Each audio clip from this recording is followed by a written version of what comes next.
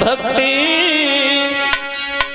और संतन कर संगा, वो दूसरे रति मम कथा प्रसंगा।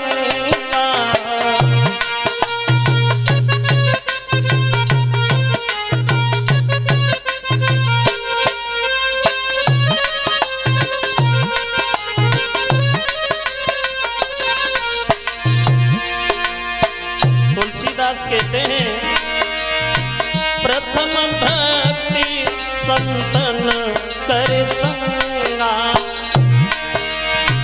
दूसरी रति मम कथा प्रसंगा।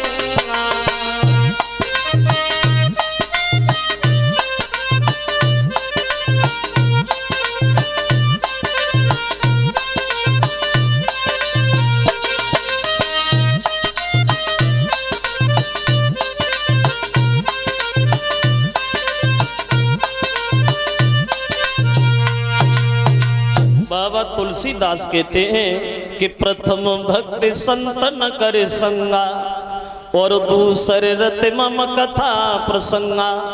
पहली भक्ति बताई जो संतों का आदर,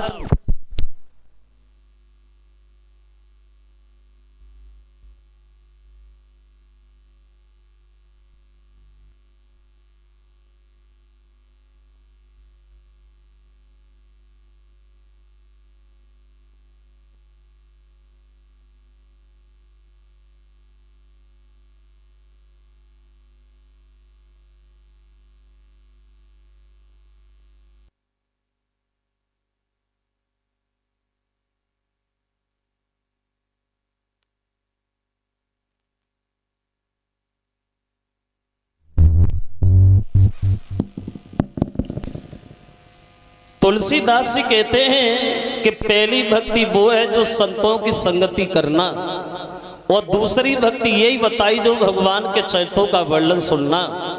और बाबा तुलसीदास ने यह भी बताया कि दूसरे के हित में जीना, दूसरे के दुख में दुखी हो जाना, दूसरे की हमेशा सहायता करना, ये सबसे बड़ा धर्म है। और बिना मतलब में दूसरे का नुकसान करना, बिना मतलब में दूसरे को परेशान करना, ये सबसे बड़ा पाप है। क्यों? लगा सको तो बाग लगाओ, पर आग लगाना ना सीखो, और मिटा सको अभिमान मिटाओ, पर मान मिटाना ना सीखो, और कमा सको तो धर्म कमाओ, पर पाप कमाना ना सीखो। अगर हमारे हाथ से किसी का अच्छा नहीं हो रहा है तो हम उसका गलत काहे को करें? अगर हम किसी को सही रास्ता नहीं बता रहे हैं तो उसे हम गलत रास्ता बताने का कोई अधिकार नहीं रखते, जो हम उसे गलत रास्ता बताएं जो आगे जाके भूल या भटक जाए। अगर हम किसी को भीख नहीं डाल रहे हैं तो हमारा ये हक नहीं बनता जो हम उसकी झोली भी फाड़ दें। अगर भीख न डालनी है तो न डालो, लेकिन झोली न फाड़ो जो दूसरे के दरवाजे पे भी मांग पाए। रसना, रसना बताई गई है जी, और जिसकी रसना में रसना है उसका दुनिया में क्या बसना है कि कुछ हमेशा चक्कर में ही फंसना है। अगर तुम चाहो तो इस भाषा से सम्मान हो जाएगा, अगर तुम चाहो तो अपमान हो जाएगा, देर नहीं लगेगी। भाषा से बोली से बहुत बड़ा फर्क आता है। एक कवि कहता है बोली से, भाषा से, कि मैना जो मैना कहती है और पिंजड़ा में पाली जाती है।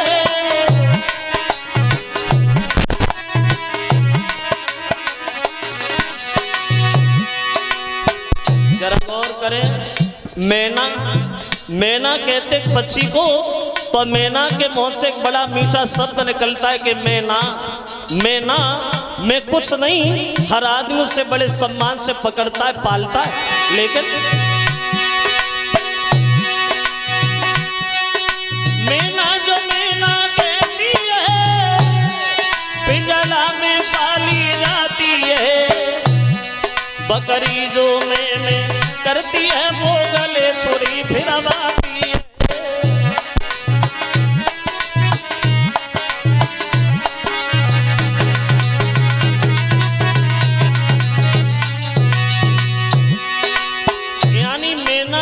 के मैना में कुछ नहीं, हर आदमी बड़े सम्मान से उसे पालता है, लेकिन बकरी के मुंह से घमंड भरी आवाज आती है कि मैं तो मैं किसी की नहीं रही दुनिया में।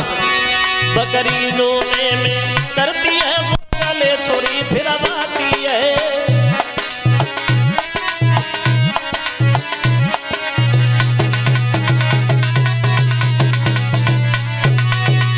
इसलिए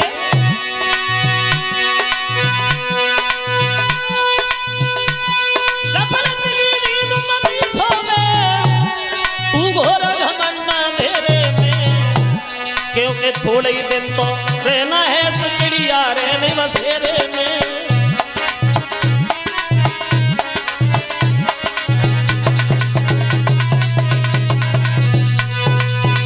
कहने का मतलब ये है हमारा श्रोता बंधुओं, अगर हम किसी का अच्छा नहीं कर रहे तो उसका गलत न करें। क्योंकि एक विद्वान तो यहाँ बात बिल्कुल खत्म करता है, वो ये कहता है कि 4 वेद 6 शास्त्र में बातें मिली हैं दुई, 4 वेद 6 शास्त्र में बातें मिली हैं दुई, और दुख देने दुख होते और सुख देने सुख होए। अगर तुम किसी का अच्छा नहीं करोगे तो परमात्मा कहीं ना कहीं तुम्हारा गलत जरूर करेगा। क्योंकि देर है भगवान के घर अंधेर नहीं है। तो कभी भी ऐसा ना हो जाए जो हमारे हाथ से जो किसी का नुकसान हो, किसी का दिल।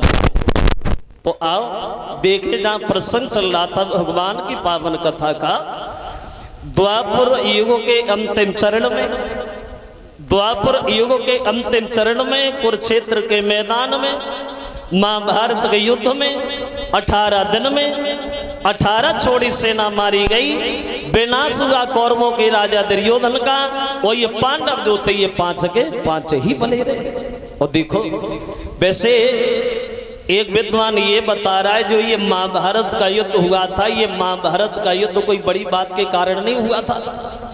एक छोटी सी बात के कारण ही ये महाभारत युद्ध हो गया था।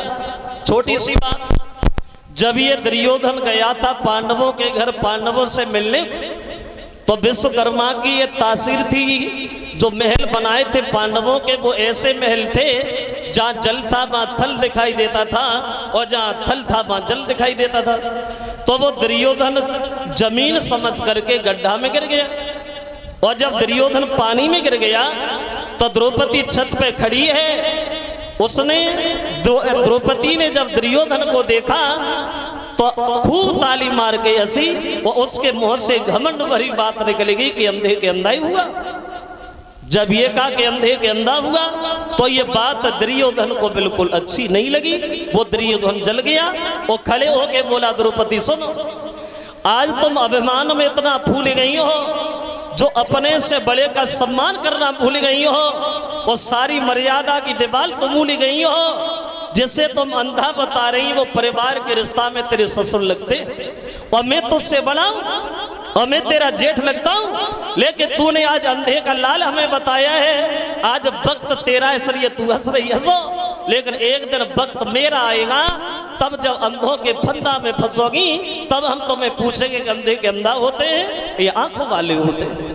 यही छोटी सी बात जुआ खेला गया। मामा शकुनी की चाल नहीं, पांडव अपना सब कुछ हार गए। यहाँ तक कि द्रौपदी को भी दांव पे लगा दिया और सभा के बीच वस्त्रहीन किया गया। लेकिन कन्हैया ने आकर के अपनी बहन की लाज बचाई। और ये छोटी सी बात इतना बड़ा विवाद बन गया भक्तों, जो सगे चचेरे भाइयों में महाभारत युद्ध छिड़ गया। विनाश हुआ कौरवों के राजा दुर्योधन का। और ये पांडव जो थे ये 5 के 5 ही बने रहे। और एक बात और ध्यान रखना, विनाश उन्हीं लोगों का होता है जो दूसरे का विनाश चाहते। गड्ढा में हमेशा वही पहले गिरते जो दूसरे को धकेलना चाहते। विनाश दुर्योधन का। और ये पांडव 5 के 5 ही बने रहे। जब दुर्योधन के सारे भाई मारे गए, अकेला दुर्योधन बचा है रण क्षेत्र में, आखिरी श्वास गिर रहा है, लेकिन दुर्योधन के दिल में फिर भी कोई तसल्ली नहीं। तो उसने अपने मित्र द्रोणी के पुत्र सुस्थामा को बुलाया और तलवार सुस्थामा को पकड़ाई। बोले भैया आज एक काम करो, आज सोते हुए पांडवों के सर काट के हमारे सामने लाओ, तो हमारे मन में थोड़ी तसल्ली आई। अब देखो चला है अश्वत्थामा पांडवों का वध करने के लिए अंधेरी रात। लेकिन भगवान कन्हैया पहरेदारी में लगे तो कन्हैया ने देखा तो मन में सोचा ये तो उल्टा काम हो रहा है। अगर द्रौपदी के ये पति मारे गए तो मेरा वचन गलत होगा, क्योंकि हमने द्रौपदी को ये वचन दिया है जब तक हम हैं तब तक तुम्हें सुहागिन देखेंगे और अपने जीते जी तुम्हें विधवा नहीं देख पाएंगे। लेकिन एक वचन गलत हो रहा है तो कन्हैया ने वहां एक चाल चली, जहां पांडव सो रहे हैं तो पांडवों वाले डेरों पे पांडवों के बच्चों को लिटा दिया और बच्चों वाले डेरों पे पांडवों को लिटा दिया। तो अंधेरी रात में सुस्तामा पहचान नहीं पाया और सोते हुए पांडवों के बच्चों के सर काट के चला गया।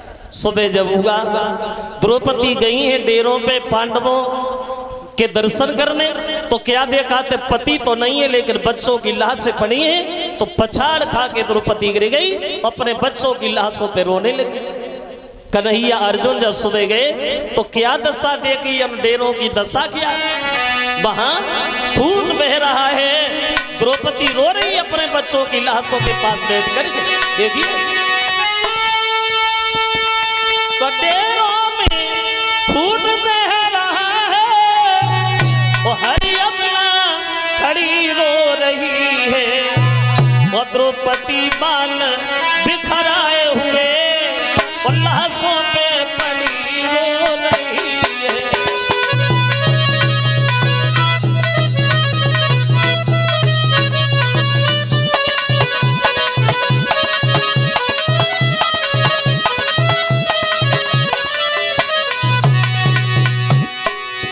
रो रही हैं द्रौपदी बच्चों की लाशों के पास। लेकर कन्हैया को जिस समय आता हुआ देखा तो द्रौपदी बोली, श्याम इधर आइए।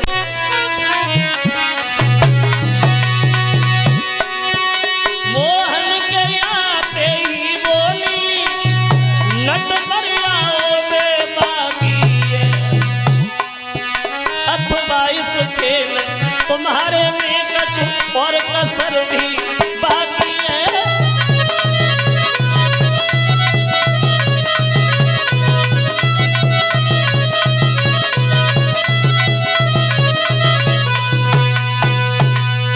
कन्हैया को देख करके द्रौपदी ने उत्तर दिया, है श्याम, तुम्हारे होने न होने से हमें लाभ फायदा ही क्या है, तुम्हारे होते हुए भी हमारे बच्चे मारे गए कन्हैया, अब मैं क्या करूं।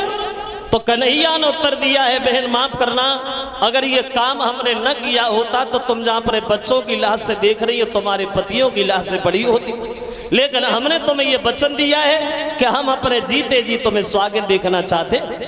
ये बात हो ही रही थी, लेकिन ये दृश्य अर्जुन से नहीं देखा गया। अर्जुन खड़े हो गए और बोले, द्रौपदी रो नहीं, अब रोने से हम तुम्हारे बच्चों को तो वापस नहीं कर पाएंगे, लेकिन हाँ एक बात जरूर है, ये शाम तब वापस लौट के आएगी जब उस कमीर को तुम्हारे सामने खड़ा करेंगे जिसने हमारे बच्चों को मारा।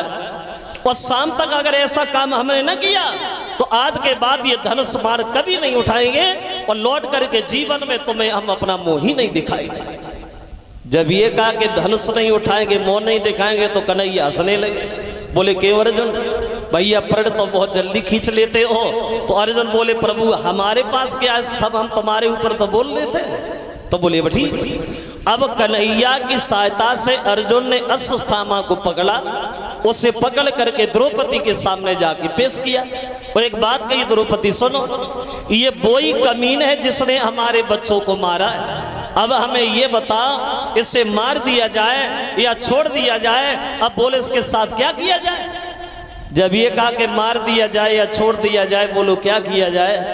तो द्रौपदी ने दोनों हाथ जोड़े एक बात कही, महाराज सुनो, अगर आप इसे मारते हो तो इसके मरने से और न मरने से हमारे बच्चे तो वापस नहीं होंगे। और अगर ये मर भी गया तो जितना दुख आज हमें है इससे ज्यादा दुख इसकी माँ को होगा, क्योंकि अपनी माँ का अकेला ही लड़का है। और आप इसे मार भी रहे हो तो ये जात का ब्राह्मण है, आप पे ब्राह्मण हत्या लगेगी।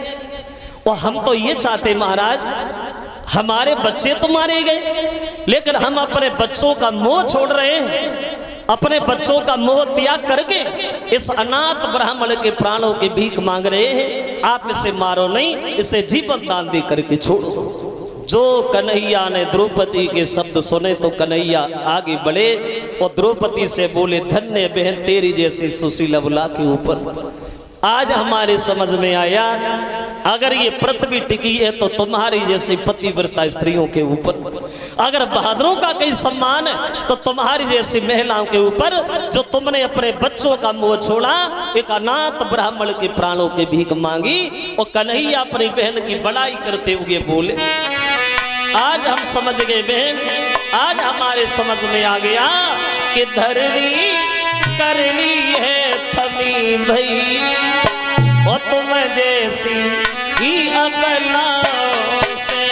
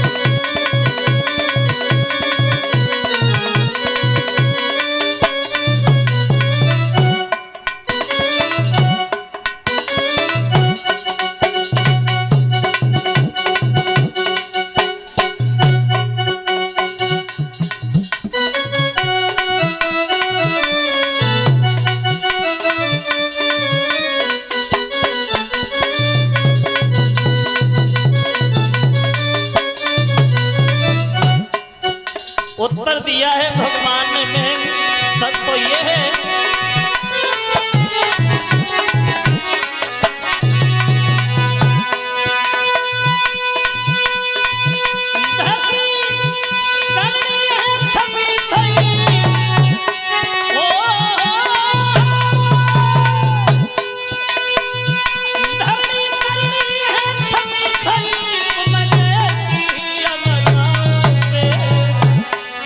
बलवानों की गर इज्जत है तुम जैसी महिलाओं से।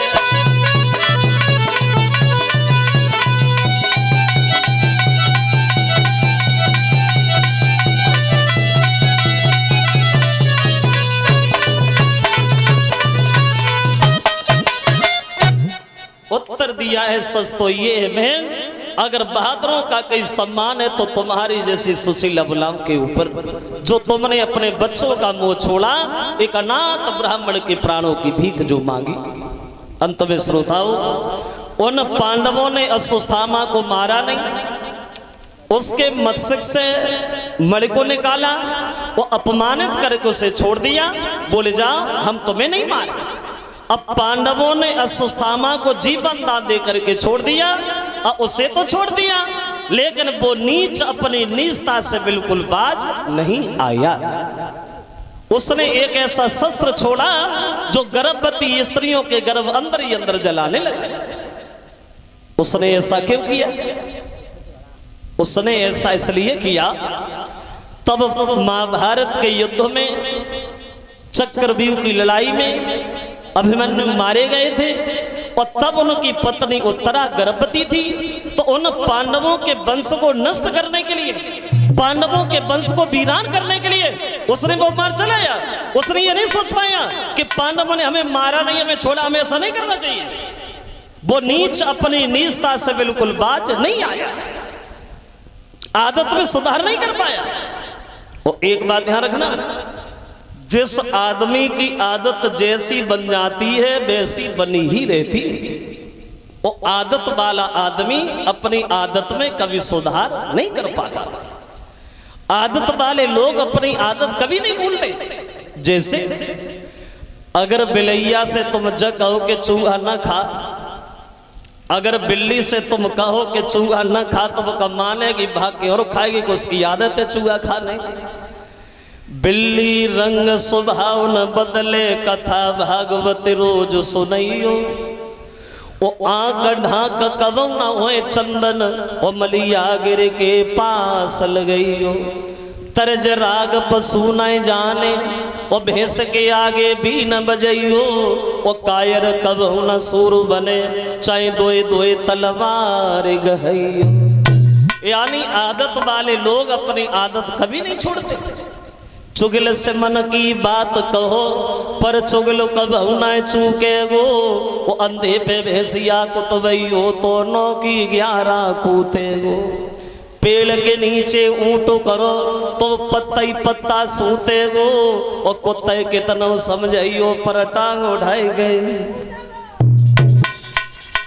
यानी आदत वाले लोग अपनी आदत कभी नहीं छोड़ते, आदत में सुधार नहीं कर पाते। तो उसने वो बाण जब चलाया तो उत्तरा का गर्भ अंदर ही अंदर जलने लगा। और जब उत्तरा का गर्भ नष्ट होने लगा तो उत्तरा भगवान कन्हैया के सामने जाकर के रोने लगी। श्याम, ऐसा लगता है कि मेरा बच्चा अंदर ही अंदर जल रहा है। अगर तुम चाहते हो तो तुम हमारी जान ले लो, लेकर हमारे बच्चे को बचा लो श्याम, क्योंकि हमारे पति की सिर्फ यही एक आखिरी निशानी बची। और उत्तरा रोती हुई भगवान कन्हैया से बोली है, मुरलीधर कि हे मोहन लीजे बचाए हमें, और मेरे दुख की भरी कहानी है।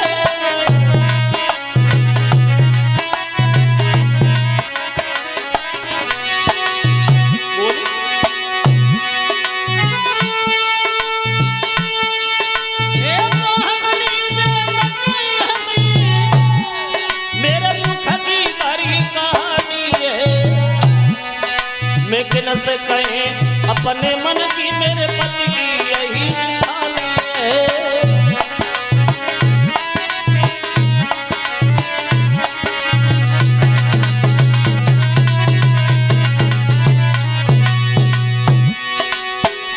रोती हुई भगवान से बोली है, मुरलीधर माँ मानी क्या ये गूढ़ भेद जो नहीं समझ में आता है।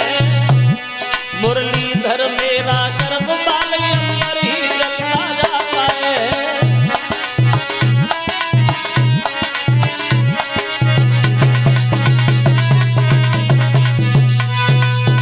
उत्तरा ने कन्हैया से उत्तर दिया है, मुरलीधर अगर आप हमें मारना चाहते हो तो आप हमें मार दो, लेकिन हमारे बच्चे को बचा लो श्याम, क्योंकि हमारे पति की सिर्फ यही एक आखिरी निशानी बची।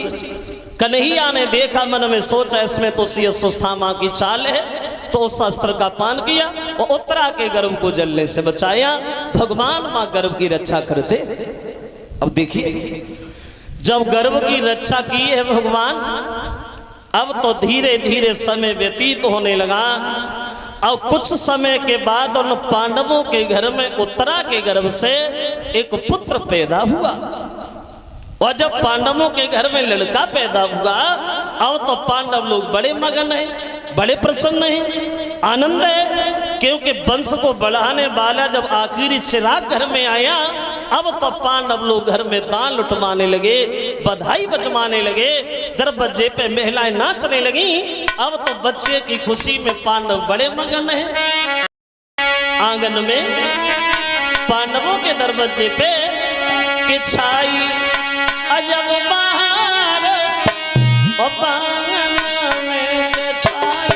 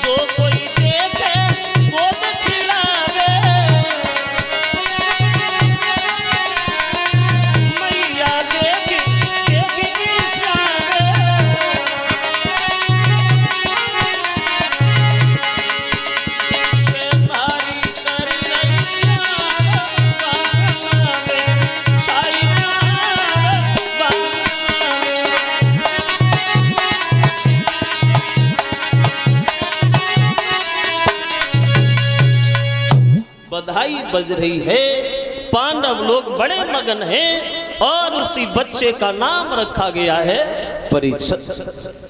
जो उत्तरा के गर्भ से पुत्र पैदा हुआ उसी बच्चे का नाम रखा गया परीक्षित। और ये परीक्षित जब थोड़े समझदार बड़े हुए हैं तो सबसे पहले ये गुरु धन्वंतर के यहाँ विद्या सीखने के लिए चले गए। अब इधर महाराज परीक्षित तो धन्वंतर की यहाँ विद्या अध्ययन करने चले गए। अब परीक्षित का विवाह कैसे हुआ, शादी कैसे भई, तो देखो वैसे परीक्षित के विवाह के बारे में एक विद्वान ये बता रहा है, ये परीक्षित जी का जन्म भी नहीं हुआ था, जन्म होने से पहले परीक्षित का विवाह तय हो गया था। परीक्षित की शादी जन्म होने से पहले रुक गई थी। ऐसा कैसे हो गया? बहुत जल्दी में बोले परीक्षित जब धन्वंतरि के जहां चले गए, एक बार हुआ ऐसा, एक बार महाराज बासुक का दरबार लगा हुआ था, बड़े बड़े बहादुर बैठे हैं बासुक के दरबार, गलिकाएं गीत गा रही, अप्सराएं नाच रही। और उन बासुक के दरबार में अकस्मात अर्जुन जी का आना हो गया। और जब बासुक के दरबार में अर्जुन प्रवेश करते हैं तो बासुक अर्जुन का बड़ा सम्मान करते, आप पारथ बैठो, तुम भी दरबार को देखो, तुम भी आओ।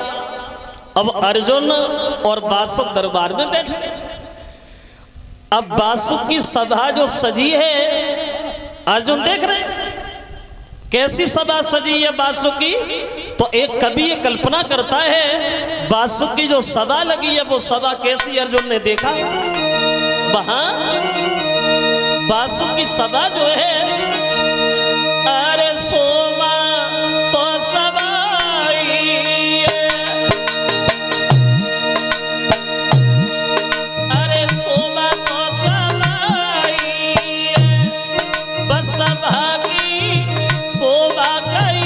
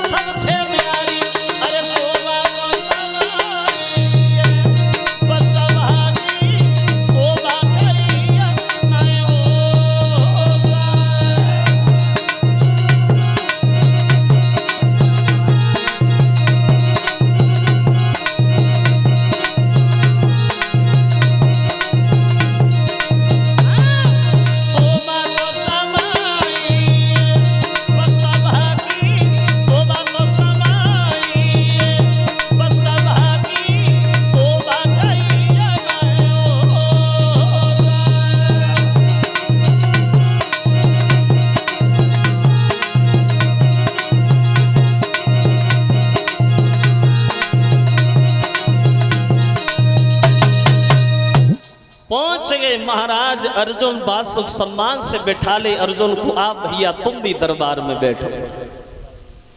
अर्जुन और बासुक बैठे हैं दरबार में। भक्तों बहुत समय हो गया बैठे बैठे दरबार में दोनों को। तो बासुक ने अपने मन की बात अर्जुन से कही, अर्जुन अब समय तो ज्यादा हो ही गया है, अगर आपकी इच्छा हो तो हम लोग कोई खेल खेल लें। क्या खेल खेलोगे बासुक? तो बासुक बोले आज हम लोग गर्व की सार खेलेंगे, गर्व की बारी। कैसी? बोले तुम्हारे घर में तुम्हारे पुत्र की जो पत्नी है वो गर्भवती है, हाँ, और मेरे घर में जो मेरी पत्नी है वो भी गर्भवती है, हाँ। तो हारने वाले के घर में लड़की और जीतने वाले के लड़का हुआ, तो वो हारने वाला अपनी लड़की की शादी उस जीतने वाले के घर करेगा। तो अर्जुन बोले देखो बासु भैया बात तो तुम्हारी ठीक है, लेकिन एक बात की चिंता है। तुम ये कह रहे हो कि हारने वाले की लड़की होगी और लड़का अगर जीतने वाले के हुआ तो लड़की की शादी लड़के से, लेकिन चिंता वाली बात यह है बासुक, ये तो गर्व की बात है, अगर दोनों घर में लड़की लड़की पैदा हो गई तो बोले सुनो, जब जीतने वाले की लड़की की शादी होगी तो हारने वाले की लड़की उसकी दासी बन के जाएगी, नौकरानी बन के जाएगी, और दोनों घर में लड़का ही लड़का पैदा हो गए तो बोले सुनो, जो जीतने वाले का लड़का होगा वो राजा बनेगा और जो हारने वाले का लड़का होगा वो उसका सेवक बनेगा, दास बनेगा। बोल ठीक। अब अर्जुन और बासु गर्व की सार खेलने के लिए दरबार में तैयार हुए वहां। अब देखो, अब जब दोनों तैयार हुए तो बासुक अर्जुन से बोले अर्जुन भैया अगर आपकी इच्छा हो तो हम अपनी चाल पहले चलें। बोले चलो। अब बासुक जो है वो फांसे हाथ लेकर के जब दरबार में चलाते, देखिए समय हुआ ऐसा, तो फांसे ले उठाई और सुनो चितलाई धरन पे डारे। बासुक ने वो जाके खोटे पड़ गए तीन रे के हृदय में, हाय हाय।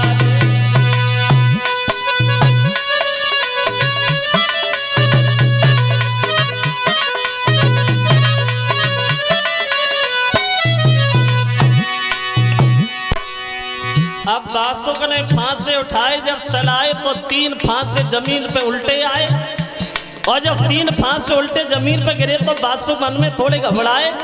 बोले अर्जुन भैया अब हमने अपनी चाल चल ली, अब तुम्हारा नंबर है। और अर्जुन ने फांसे तो हाथ ले लिए, लेकिन फांसे हाथ लेकर के कन्हैया का ध्यान करने लगे, मुरलीधर देख लेना सब तुम्हारे ही हाथ में है। अब हुआ ऐसा,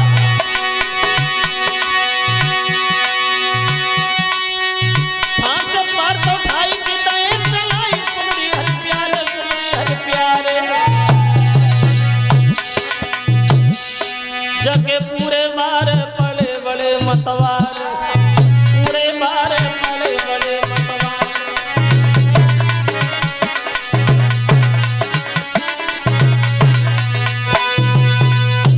हारे गए गर्व की सार अर्जुन से बासुक दरबार, और जब गर्व की सार अर्जुन से बासुक हारे तो दोनों हाथ जोड़ के कहने लगे माफ करना अर्जुन, हमने शर्त लगाई, हम ही आपसे हारे गए, अगर अब मेरे घर में लड़की आपकी लड़का होगा तो हम अपनी लड़की की शादी आपके घर करेंगे। और अर्जुन तो चले गए अपने घर, बासुक चले अपने घर। अब बासुक जा तो घर पे रहे, लेके चेहरा बड़ा उदास, बड़े मन में दुखी है। बासुक सोच रहे परमात्मा शर्त हमने लगाई, हम ही अर्जुन से हारे गए, अगर मेरे घर में कहीं लड़की हो गई, अर्जुन के लड़का हो गया तो बड़े शर्म की बात है। अब घर पे जा रहे लेकिन बड़े उदास, बड़े दुखी है मन में महाराज। तो हुए मन में मन ही न राजा लौट घर को,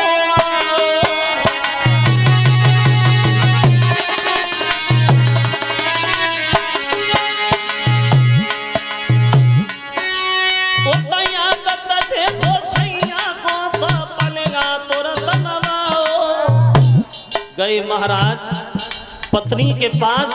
पत्नी ने अपने पति को देखा तो बड़ा सम्मान किया, लेके चेहरा की तरफ देख करके पत्नी सवाल करती है प्रभु उदास काय को, बोलो।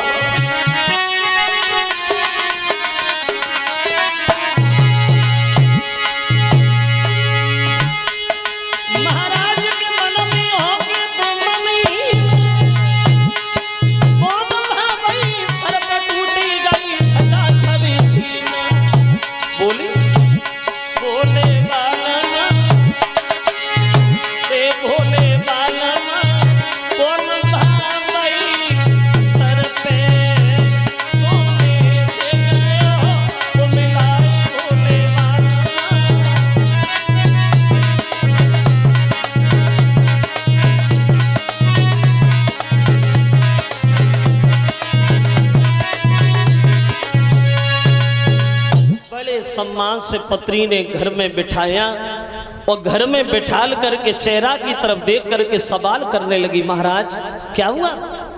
पहले जब आप दरबार से आते थे तो बड़ा हंसते हुए आते थे, मुस्कुराते हुए आते थे, बात बात पे हंसना, बात बात पे मुस्कुराना तुम्हारी आदत, लेकिन आज इतने दुखी क्यों हो, इतने परेशान क्यों हो? अब वो पत्नी अपने पति को उदास देख करके सवाल करने लगी, महाराज बोलो ना क्या कारण बन गया, क्या हो गया?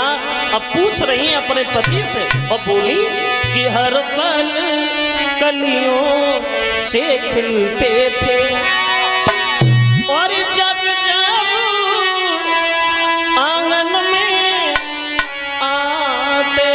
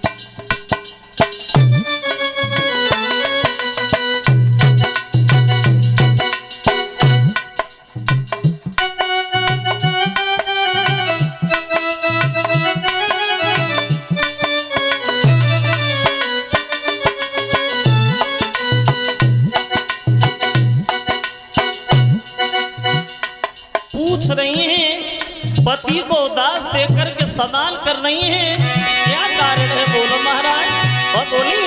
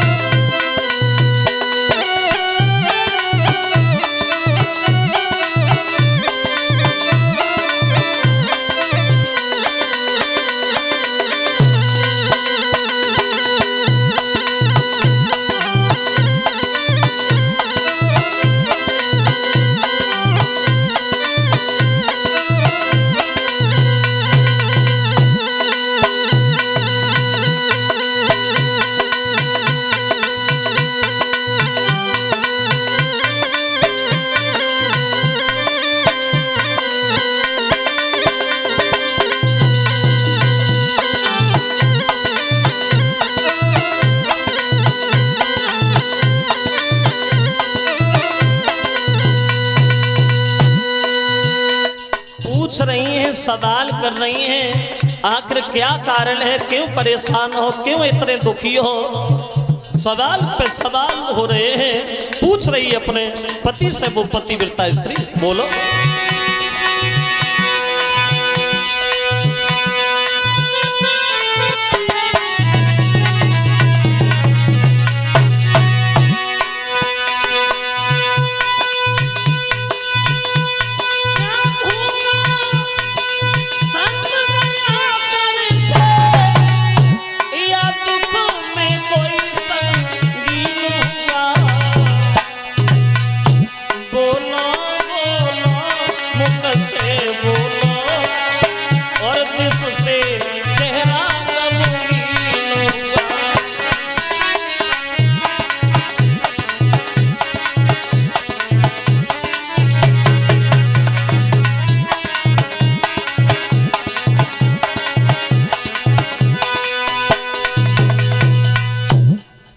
दिया पतिव्रता पत्नी ने।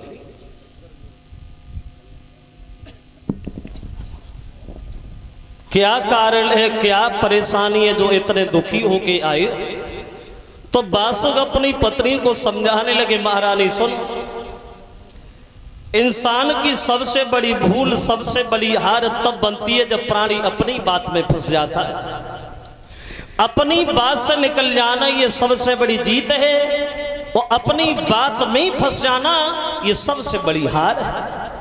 और आज ऐसा ही हुआ, आज हम अर्जुन से हारे गए। तो पत्नी ने उत्तर दिया, महाराज अर्जुन से कैसे हारे गए? बोले अर्जुन से आज हम ऐसे हारे गए महारानी, आज हमने शर्त लगाई, गर्भ की सार खेली और ये कहा अगर जीतने वाले के घर में लड़का, हारने वाले की लड़की हुई तो वो लड़की की शादी उसी के घर होगी जिसके लड़का होगा। लेकिन अब चिंता मुसीबत वाली बात यह है कि तुम गर्भवती हो और तुम्हारे गर्भ से कहीं लड़की पैदा हो गई, लड़का न होगा तो बड़े शर्म की बात है, वो चिंता हमें खाई जा रही है महारानी। तो पत्नी ने जब ये सुना तो पत्नी बोली, महाराज बस इतनी सी बात, अरे इतनी छोटी सी बात के कारण इतने परेशान हो रहे हो? अरे छोड़ो, देखो पहले तो हमारी लड़की होगी ने में खूब पता है। पत्नी बोली, पहले तो हमारी लड़की होगी ने में खूब पता है, अगर हमारी लड़की हो भी गई ना तो आप चिंता काहे को करते महाराज? बोले क्यों? तो जवाब दिया, सुनो कि जो कल्याण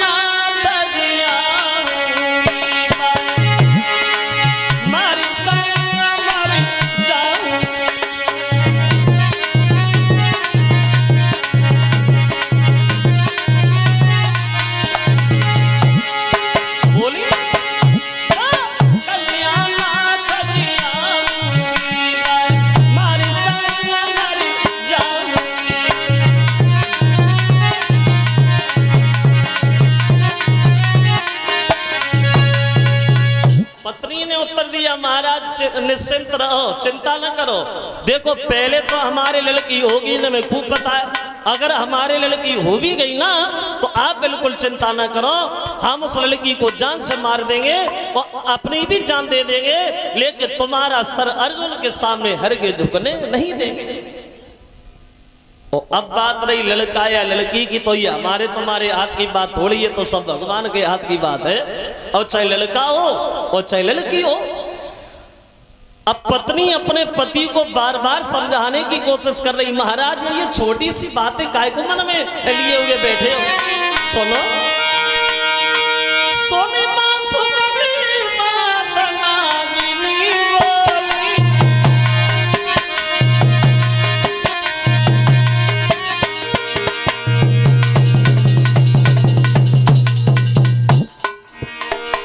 महाराज हमारी तरफ देखो, सुनो, सोने बासुका की बात नागिनी बोली,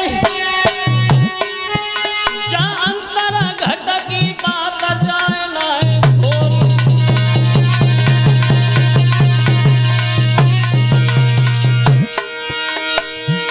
महाराज नारी और ईश्वर के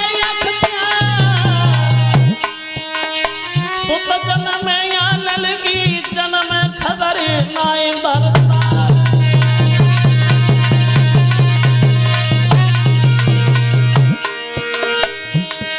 भैया विधिगत अपरंपार भादई सर पे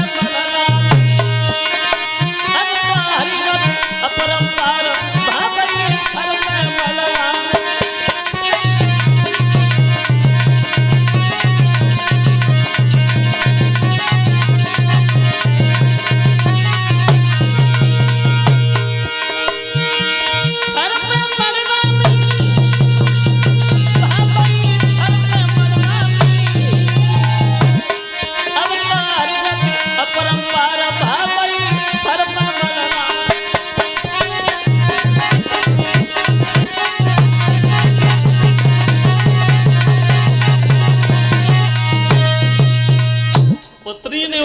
महाराज अब बिल्कुल निश्चिंत रहो, अब चाहे लड़का हो और चाहे लड़की हो, ये तो सब भगवान के ऊपर छोड़ दो।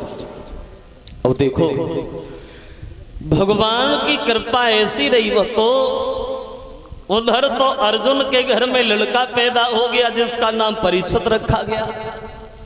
उधर तो लड़का हो गया और इधर कुछ समय के बाद बासुक के घर में उनकी पत्नी के गर्भ से एक लड़की ने जन्म लिया। और जब बासुक के घर में लड़की पैदा भई, अब तो बासुक की पत्नी उस लड़की को गोद में लेकर के खूब रोई। सोचने लगी परमात्मा ये क्या हुआ, अगर ये बात मेरे पति को धोखा से भी पता चली कि मेरे लड़का नहीं लड़की हुई है तो वो तो मर ही जाएंगे, अब मैं क्या करूं। तो उसने अपने पति की जान बचाने के लिए वहां एक चाल चली, उस लड़की को घर में छुपाया और लड़की को घर में छुपा करके अपने पति बासुक को बुलाया और एक बात कही, महाराज अब आप बिल्कुल निश्चिंत रहो। क्यों? बोले तुम्हें ये चिंता थी ना कहीं हमारे लड़की ना हो जाए, अब निश्चिंत रहो, ना हमारे लड़का हुआ और ना हमारे लड़की हुई, मेरा घर जो था वो खंडित हो गया।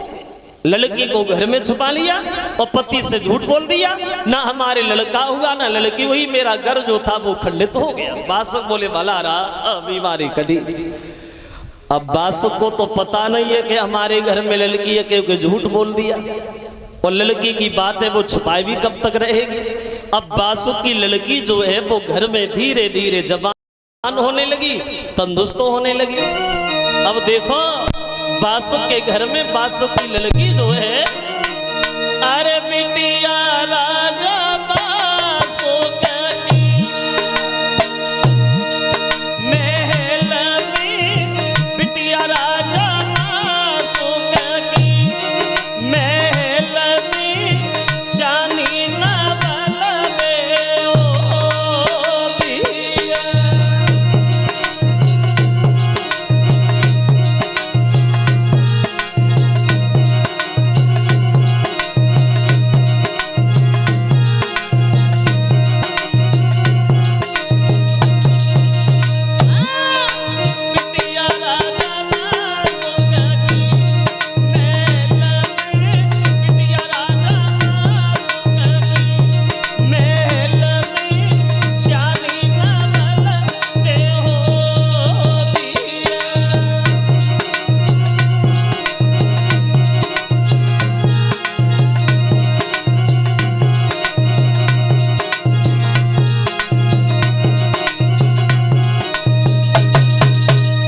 जवान हो गई बासुक की लड़की घर में, लेकर बासुक को ये खबर नहीं कि हमारे घर में लड़की भी।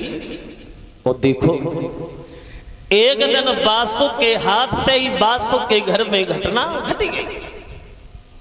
एक बार बहे नवलदेव लड़की जो बासुक की है वो स्नान करने के बाद छत पे घूम रही है, अपने बाल सुखा रही। इधर लड़की छत पे बाल सुखा रही है और शाम के समय बासुक दरबार बंद करके अपने घर पे चले।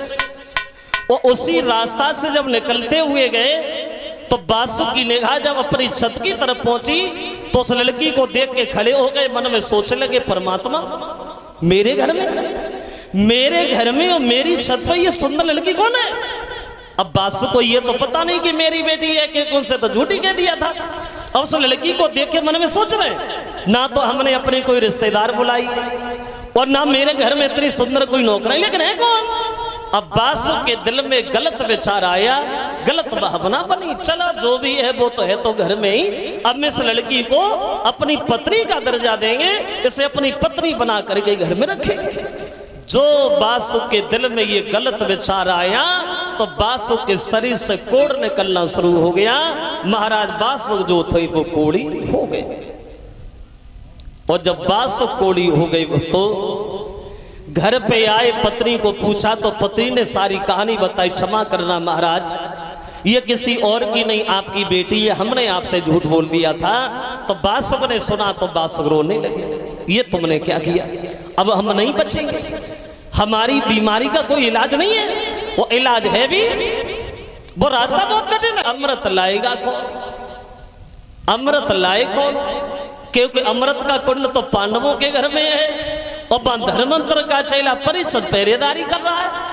वह इंसान की बात तो अलग है, कोई परिंदा पर भी नहीं मार सकता। अब क्या होगा। तो लड़की बहे आ गई, बड़ी बोली पिताजी आप चिंता काहे को कर रहे, अगर मेरी खातिर तुम्हें बीमारी लगी तो ये काम हम करेंगे, अमृत हम लाएंगे, और कौन लाएगा? तो बात सब हंसने लगे, तुम बुद्धि खराब है, वो धर्मंत्र का चेला है, बहुत बड़ा जादूगर है, तुझे आने नहीं देगा, पकड़ लेगा। लड़की बोली चिंता ना करो महाराज, जाऊंगी वो अमृत लाऊंगी, आप निश्चिंत रहो। तो बासुक समझाने लगे, बेटी मेरी एक बात सुन ले। क्या? तो बोले, सुन बेटी आगी बात, बेबासों का गिरा उचारी है,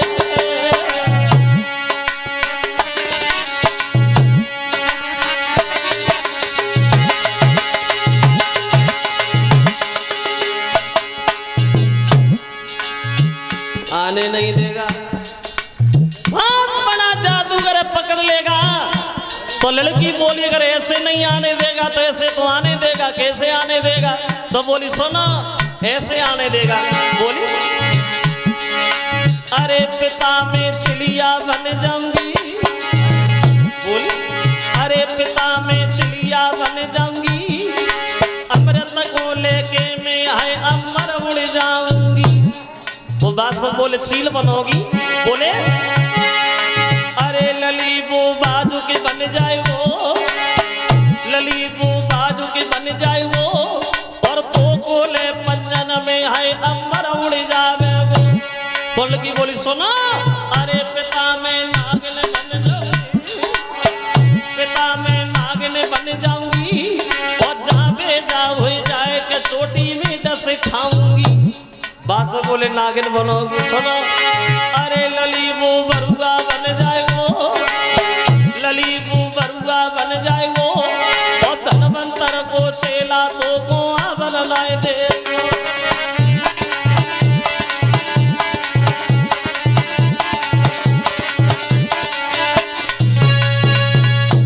एक नहीं मानी, बोली आप चिंता न करो महाराज, हम जाएंगे तो खाली हाथ नहीं आएंगे, अमृत लेके ही आएंगे। अब चलिए है नवलदे जा महाराज परिचय पहरेदारी में लगे हैं, वहां धीरे धीरे आगे बढ़ी है भक्तों। एक कवि कहता है वो नवलदे जो है, अरे चाल तो छवि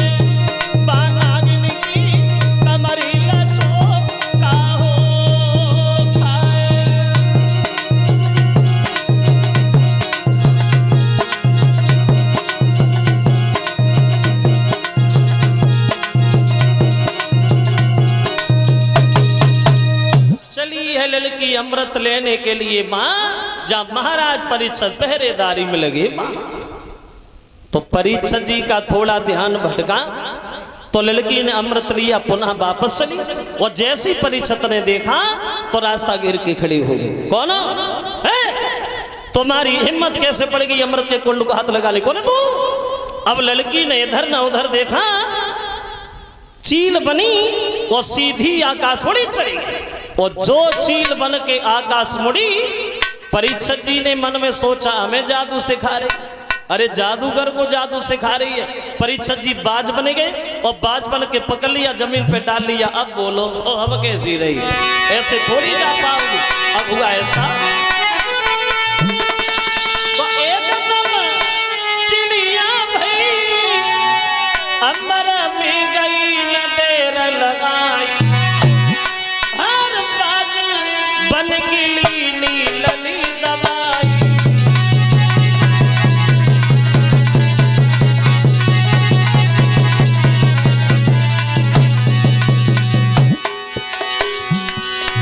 परीक्षित जी बाज बन के पकड़ लिया, बोले हम तुम्हें जाने नहीं देंगे।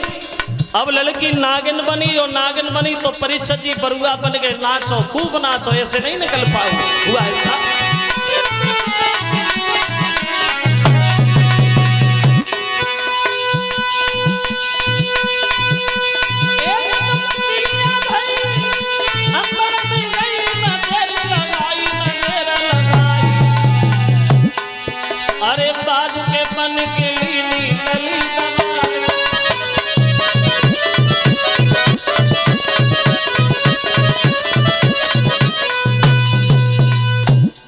समझ गई लड़की अब निकल नहीं पाएंगे, तो दोनों हाथ जोड़ के क्षमा मांगने लगी, महाराज क्षमा करना, हमारे पिताजी की खातिर हमें यहाँ आना पड़ा, हमारे पीछे पिताजी को बीमारी लग गई है, हमें क्षमा करो।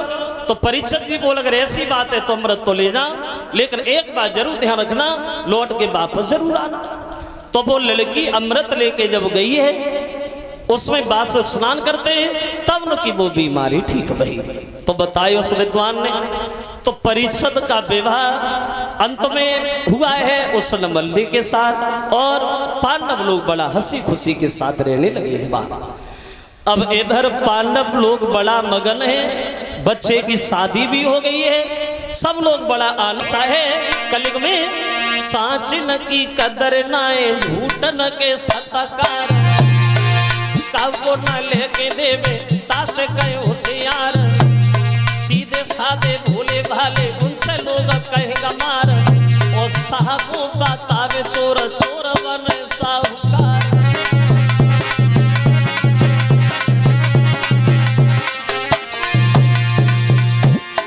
देखो कलयुग की दशा देखो, सदवन पे बस्तनाए विधवा श्रृंगार करी, अपने पति देव छोड़ी अत्ता जो घर बार करे, अपनी सुर नारी छोड़े बेसन सो प्यार करे।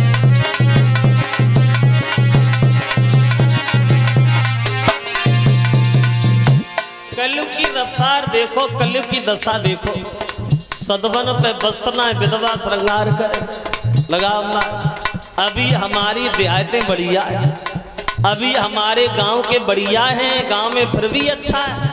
बड़े बड़े शहरों में देखता हूँ, मैं तो देखता रहता हूँ, बड़े बड़े शहरों में देखो, चाहे वे 70 साल की हो गई, वो व्यू सेट करवाती फिरती है।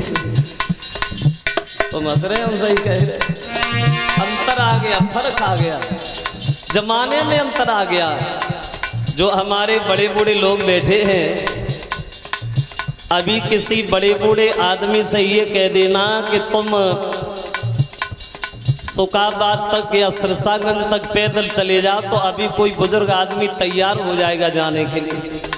और किसी नए नौजवान लड़का से तुम कहना कि सिरसागंज पैदल चले जाइयो ना, हाँ मोटरसाइकिल बहुत जरूरी है, क्योंकि शरीर में जान ही नहीं रही, अब चले कहाँ से। खान पान बदल गया, आदमी का खान, पहले दूध दही मठा घी खाते थे हमारे बुजुर्ग लोग, अब दूध मठा घी की तो जरूरत ही नहीं है। बच्चा पैदा हुआ, अब बच्चे ने जन्म लिया, अब बच्चे के मुंह में दे दी दूध की बोतल, लगाना बच्चे ने जन्म लिया, मुंह में दे दी दूध की बोतल, क्योंकि माँ दूध पिलाएगी तो शरीर खराब हो जाएगा। अब बच्चे ने जन्म लिया, मुंह में दे दी दूध की बोतल, थोड़े समझदार हुए तो फिर हाथ में आ गई ठंडा की बोतल, और जब थोड़े जवान हो गए तब वो आ गई अंग्रेजी वाली बोतल।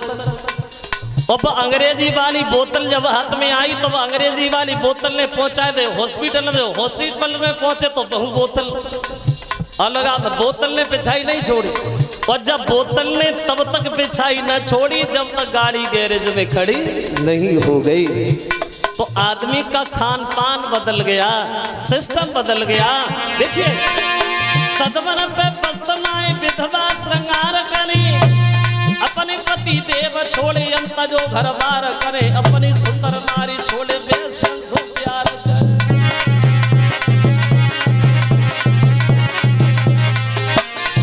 और सुनो, अब कलयुग की दशा देखो, अब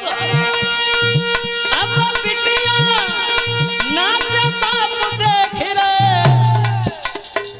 लगा अब तो पढ़े लिखे लोग हो, मोबाइल तो देखते ही होगे, मोबाइलों में देखो, फेसबुक उठा के देखो, इंस्टाग्राम उठा के देखो, रीलें, अब तो रीलें बनना शुरू हो गई है। कितना जमाना बदल गया, पिता बगल में बैठे, बेटी नाच रही है, पिता बड़ा खुश हो रहा है। एक दिन हमारी बुद्धि में आया, ज्यादा दिन नहीं कटेंगे, आज के 20-25 साल बाद वो दशा होगी, इस मोबाइल के चक्कर में हर घर में एक पागल होगा। 25-30 साल बाद हर घर में एक आदमी जरूर पागल हो जाएगा। कि देख लेना, समय ज्यादा नहीं है, 25-30 साल की बात है, हर घर में मोबाइल के चक्कर में एक आदमी पागल होगा। कभी आपने देखा हो 4 लड़का बैठे हो, अगर चार लड़का बैठे हो तो वो बातें एक दूसरे से नहीं कर रहे हैं, एक इधर मुंह करे बैठो हो, एक उधर मुंह करे बैठो, या भाई में लगे खगो लगे जा में का अब लगा। अब प्रेम रहा था, अब जमाना बदल गया, सिस्टम बदल गया। अब वो दशा है, अब बिटिया नाच बाप देखे जे तनिक नहीं शरम आए है कलयुग के जमाना।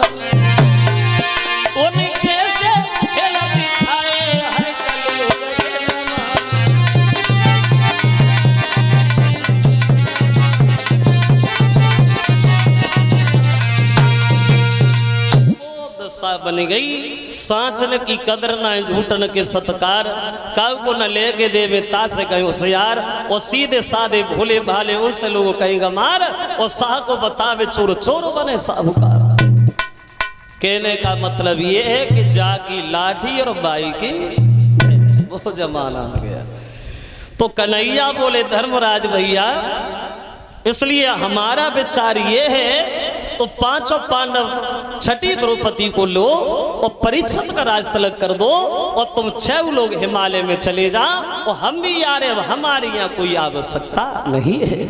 तो देखिए कन्हैया के बताए हुए अनुसार उन पांडवों ने अस्तु परीक्षित लाल को और वो दे के सब अधिकार, और गए हिमालय के लिए वे 5 पांडु कुमार। परीक्षित का राज तलक कर दिया, और 5 पांडव छठी द्रौपदी को साथ लेके ये हिमालय में गलने चले। कब गए पांडव लोग हिमालय में गलने? वो वक्त कौन सा था, वो समय कौन सा था? तो एक कवि कल्पना करता है जब पांडव लोग गए थे तब बोले कि द्वापर का अंत समय था वो, और कलयुग की बारी आई।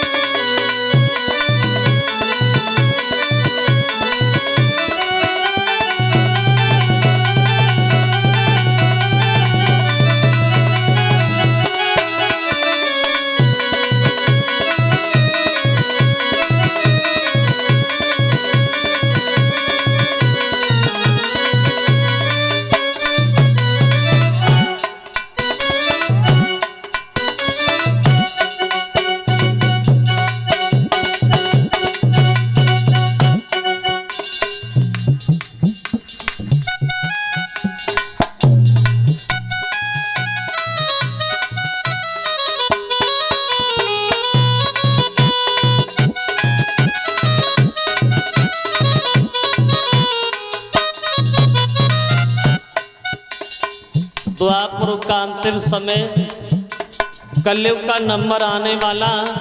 अगर ऐसे नहीं समझ में आ रहा है तो ऐसे समझो, वहां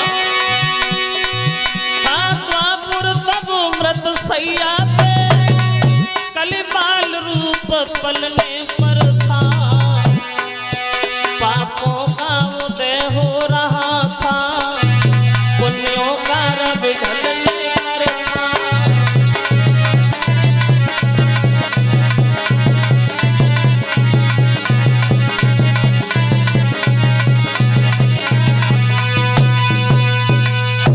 चले गए पांडव परीक्षित का राज तलक करके हिमालय के लिए।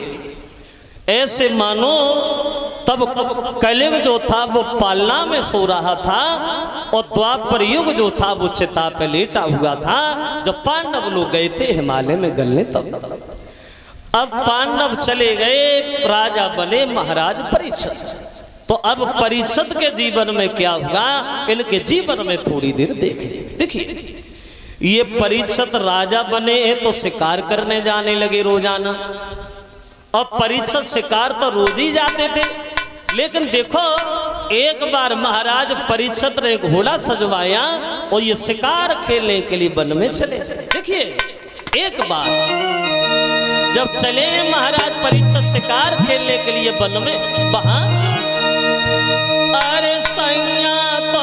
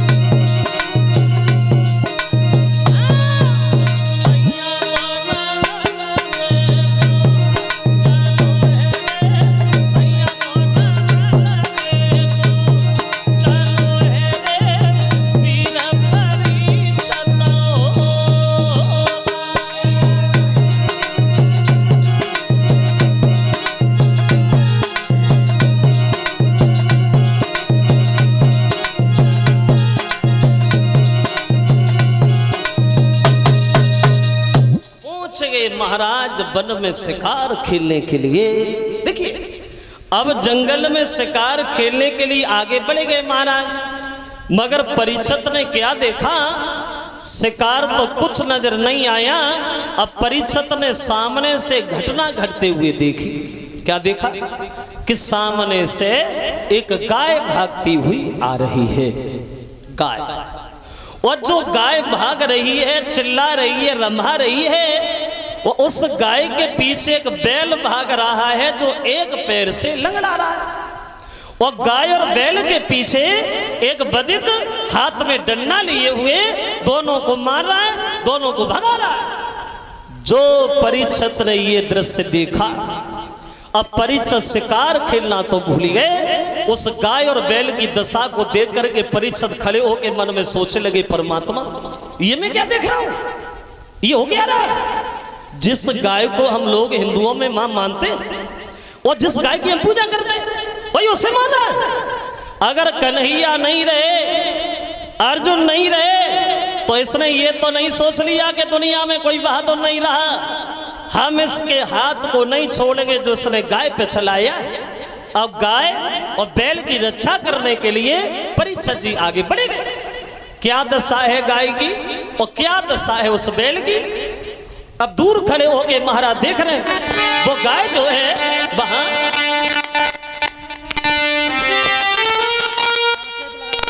तो कामती, हामती, थमती, और थमती है कहीं उचटती है, और रोती है कहीं रमाती है, और चलती है कहीं अटकती है।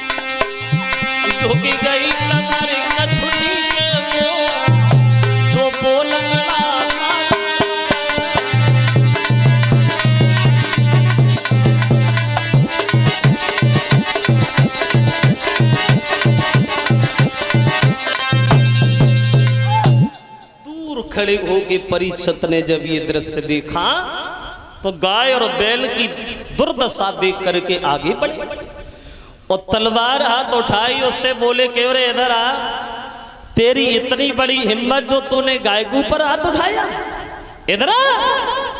अर्जुन नहीं रहे, कन्हैया चले गए, तो इसका मतलब ये तो नहीं हुआ कि दुनिया में कोई बहादुर नहीं रहा। तेरे हाथ को नहीं छोड़ेंगे जो तूने गाय के ऊपर चलाया है, हम तुझे मार दें। जो गाय ने ये परीक्षित के शब्द सुने तो गाय के दिल में थोड़ी तसल्ली आई और गाय आगे बढ़ी और मानव की भाषा में परीक्षित जी से बोली, महाराज सुनो, आप हमें जो साधारण गाय समझ रहे हो, हम कोई साधारण गाय नहीं है। कौन हो? जवाब दिया, प्रभु मैं पृथ्वी हूं, पृथ्वी। और जो तुम ये बैल देख रहे हो ये भी बैल नहीं है। बोले ये कौन है? जवाब दिया, ये है धर्म। और जो ये हमें मार रहा है, जो ये हमें भगा रहा है, ये कोई गैर नहीं है, जय है कलयुग महाराज, जय है कलयुग। पृथ्वी बोली, प्रभु सत्य त्रेता द्वापर में हमारी बड़ा अच्छी गुजर हो रही थी, लेकिन इस कलयुग ने आते ही आते हमारे सारे चरणों को तोड़ डाला। पृथ्वी कहती है, महाराज मेरे सर पे कितना भी भार बढ़ा मैं कभी ढाने से नहीं घबराई, लेकिन ये कलयुग के पापों का भार मुझसे से नहीं हो रहा, इसलिए हम लोग इस जगह को छोड़ के जा रहे। तो परीक्षित जी बोले, जा रहे? ऐसा क्या होगा जो तुम लोग जा रहे हो? तो पृथ्वी कहती है, महाराज अभी तो कुछ नहीं आने की, अब हवा बदलने वाली है और धर्म बता रही है, धर्म की सबसे आखिर दिवाली है।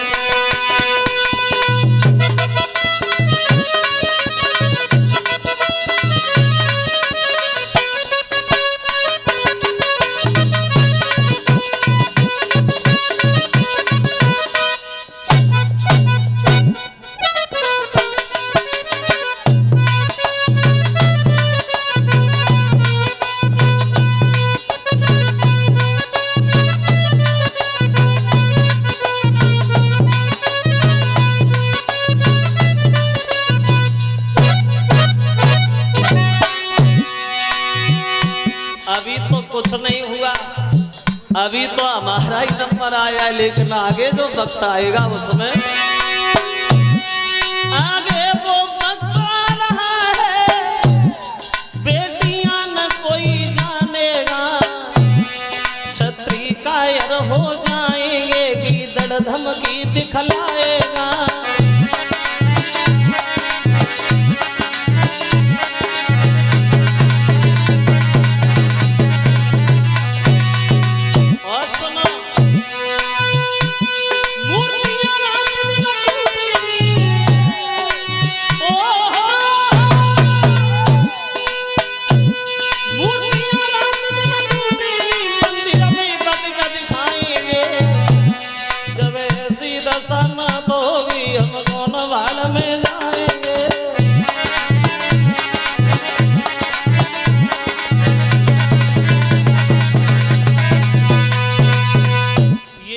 महाराज मूर्तियां रात दिन टूटेंगी, वो मंदिर में बदिक दिखाएंगे, वो जब ऐसी दशा ना तो होगी तो हम कौन भाड़ में जाएंगे।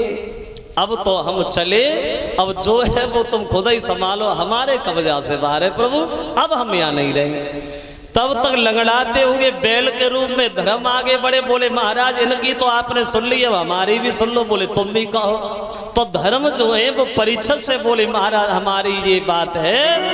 बोले अरे पाप हुई कलियुग मेरे राजा रे, पाप हो गए कलियुग में, सतवादी रे धर्म रे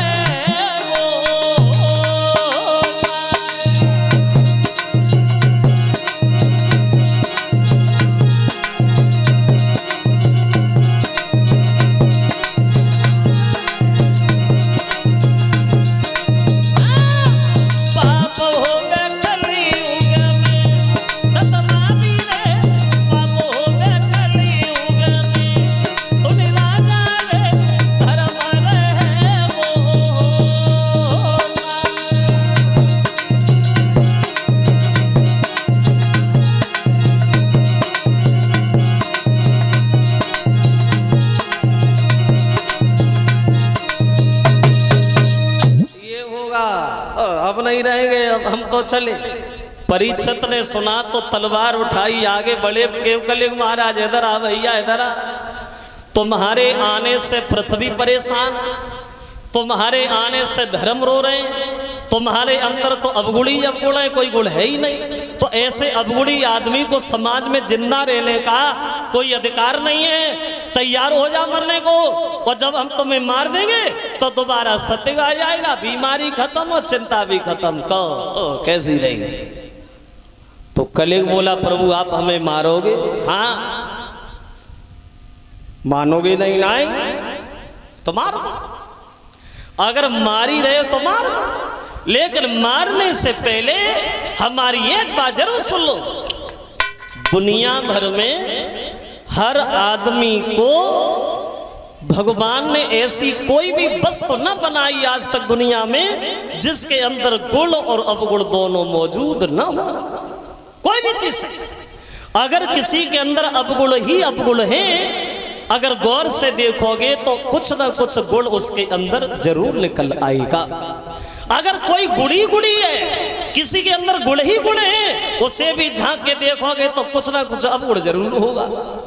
लेकिन बात यह है कि आदमी को दूसरे आदमी के गुण बाद में नजर आते, अवगुण पहले दिखाई देते, क्योंकि हर आदमी को दुनिया में अपनी भलाई और दूसरे की बुराई, कोई भी आदमी सही, अपनी भलाई और दूसरे की बुराई, अपना खर्चा और दूसरे की कमाई हमेशा दिखाई देती।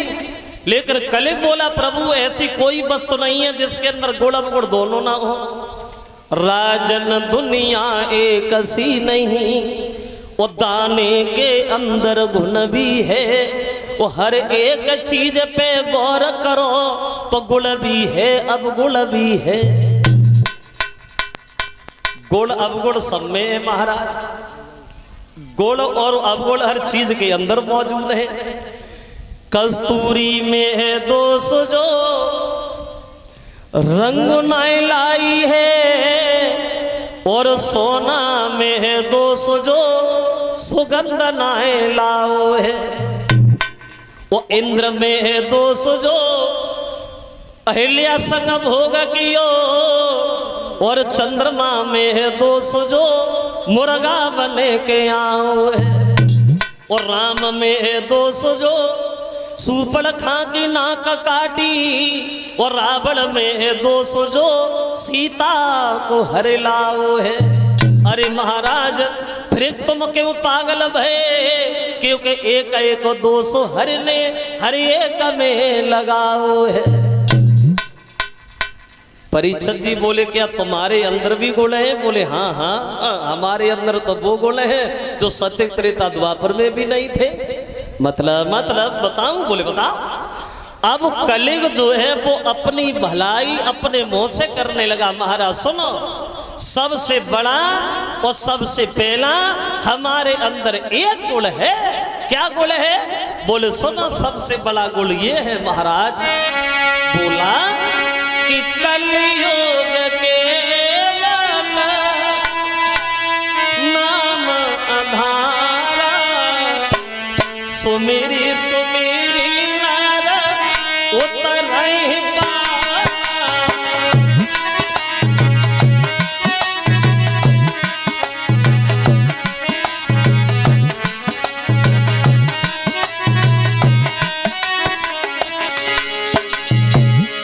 पहला गुण, पहली अच्छाई सबसे बड़ी ये है, बोला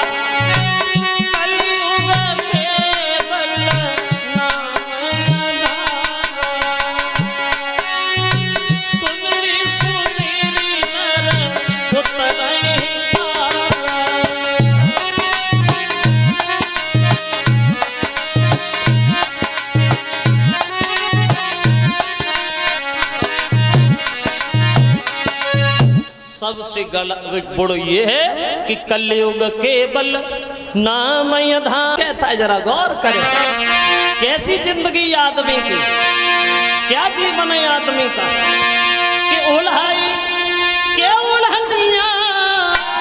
बोले कि उल्हाई के उल्हनिया और दुल्हनिया बनाई दई चलती बेरा कफनिया उल्हाई दई।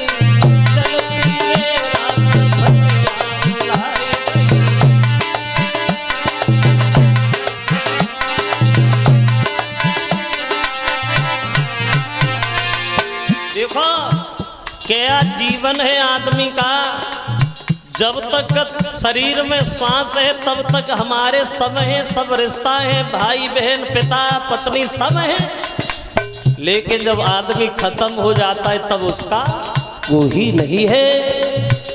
आपने कभी अंदाज किया हो, जब आदमी जिंदा रहे तब तक तो उससे हमें मतलब है, मर जाए फिर मतलब नहीं है। कभी देखा हो आपने, आदमी अगर मर जाए तो बाहर वाले तो बाद में कहते, घर वाले पहले कहते जल्दी उठाए ने जरा के कोई घर वाले परेशान हो रहे। जब तक जिंदा रहे तब तक सब कुछ था, और जब मर गए तो वही लोग कहते हैं कि जल्दी जलाओ क्योंकि परेशान हो रहे। क्या जिंदगी आदमी। देखिए उल्हाई के उल्हनिया, उल्हाई के उल्हनिया दुल्हनिया बनाई गई चलती बेरा कफनिया।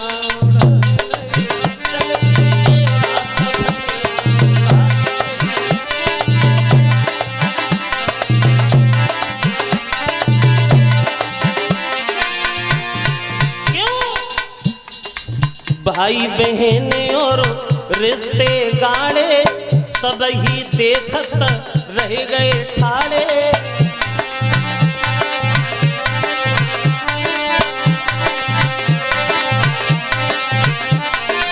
भाई बहन और रिश्ते गाड़े सब ही देखत रह गए ठाड़े। और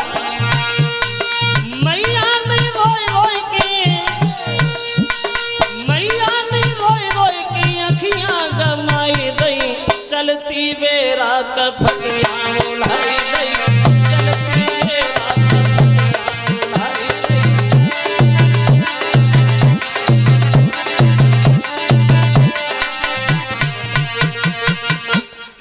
का मतलब है भक्तों। तो कलियुग बोला प्रभु पहला गुण तो ये कि कलयुग केवल नाम आधारा। और बताऊं बोले और बता, बोले दूसरा गुण इससे भी बहुत अच्छा है। बोले वो क्या है, सुनो। कहने लगा दूसरा गुण ये है, पहले सत्य त्रेता द्वापर में ये नियम था, इस जन्म में करो और इस जन्म का फल तुम्हें अगले जन्म में मिलेगा। यानी इस जन्म में करो और अगले जन्म का इंतजार करो। कलियुग बोला प्रभु हमारे पास इतना वक्त कहाँ है जो इस जन्म में करो अगले जन्म का इंतजार करो। बोले नहीं, अभी करो, अभी भरो, ताकि बाद ही मरो और ता से पहले मन करो। और जो कुछ है वो यही है। तीसरा गुण और सुनो सुनो। तीसरा गुण ये है, पहले सत्य त्रेता द्वापर में ये नियम था, अगर तुमने किसी के प्रति मन में कोई भी गलत बात सोची, कोई भी, तो वो मन सा पाप लग गया। यानी सोचना भी पाप था। तो कलियुग बोला प्रभु हमारे यहाँ कोई पाप है ही नहीं। जब तक तुम अपने मुंह से खुले तो और किसी की बुराई करोगे नहीं, तब तक कोई पाप ही नहीं लगेगा। और बोला महाराज सुनो, हमारे अंदर बहुत फायदा है आदमी के लिए।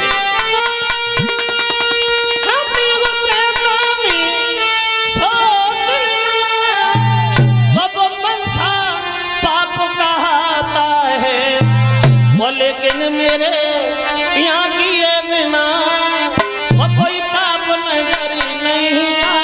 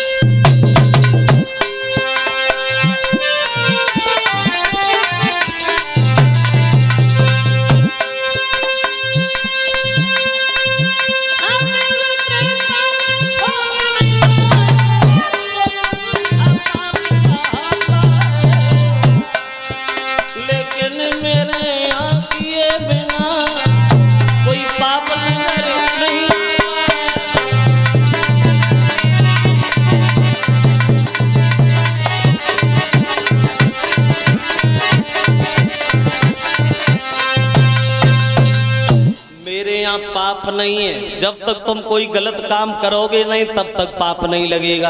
और बात ये भी महाराज, लोग खुद तो उल्टा काम करते और दोष कलयुग में रख देते कि कलयुग है। जब तुम कोई गलत नहीं करोगे तो गलत होगा कैसे। वो बात ये भी है, हम सज्जन आदमी के लिए तो अमृत के समान है और जो गलत लोग हैं उनके लिए जहर के समान। और गुण और अवगुण जो भी थे वो तो हमने सब आपको बता दिया। फैसला तुम्हारे हाथ में, मारोगे या छोड़ोगे। अब तुम बताओ तुम क्या करो। तो परीक्षित जी बोले देखो कलियुग भैया, अब तुम्हारी सफाई सुनने से अब ऐसा लगता है कि तुम्हें मारना भी गलत है, तुम्हें मारना भी गलत है और इस तरह से छोड़ना भी गलत है। हम तुम्हें मारेंगे भी नहीं और इस तरह से छोड़ेंगे भी नहीं। मतलब कुछ जगह हम तुम्हें बताएंगे, उन जगह पे तुम रहोगे, हर जगह तुम नहीं रहोगे। कहाँ रहोगे? तो देखो अब कलयुग को परीक्षित जगह बताते, तुम कहाँ रहोगे। देखिए कलयुग कहाँ कहाँ रहता है, सुनो। बोले परीक्षित जी कलयुग सुनो, जहाँ जुआ खेला जाए वहाँ रहोगे। बोले ठीक है। जहाँ झूठ बोला जाए वहाँ रहोगे। बोल वो भी ठीक है। जिस घर में गुरु का सम्मान ना हो, भगवान का ध्यान ना हो, वहाँ रहोगे। बोल वो भी ठीक है। जहाँ शराब पी जाती हो वहाँ रहोगे। बोले बहुत ही ठीक है। और कहाँ रहोगे? बोले और सुनो कहाँ रहोगे। अब परीक्षित कलयुग से बोले हैं, सुनिए कलयुग महाराज कहाँ रहेंगे आप। तो बोले तो जिस जगह जुआ खेला जाए और झूठी गपोलियां चलती हो,